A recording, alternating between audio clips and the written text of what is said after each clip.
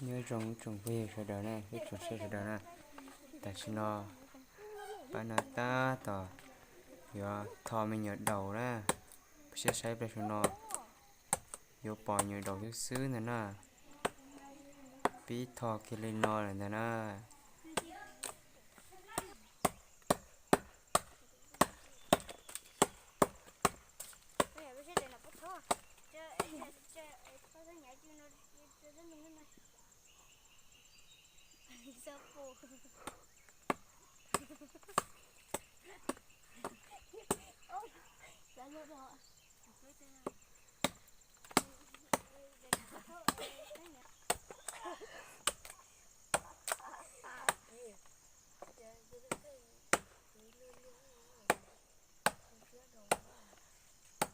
nên là mua nhập được chơi chúng nó nữa.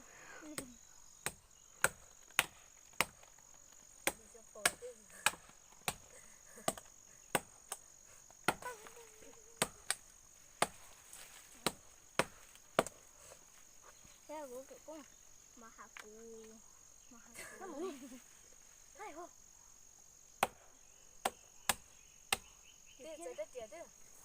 mua luôn bố họ ăn luôn mà phải những gì lô gì lô mua rồi mà phải gì Luôn lô cái đồ tập teo nhá. lô chứ lô rồi mua muốn gì cho bắt tua Này. không có tè chứ vậy chứ Sao cho? không gì chỗ tôi chứ mua được tiểu chứ ta chúng nó tè á nó nhìn cho bà cơ mà Đi thôi chứ. lù nổ à Chết tua.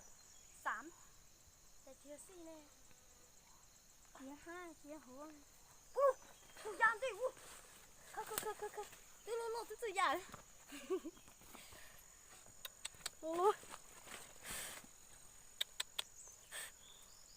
lô cũ tí gì tí tụi nó thì ô thì bé tụi nó lô tiêu chỗ lô của ta đi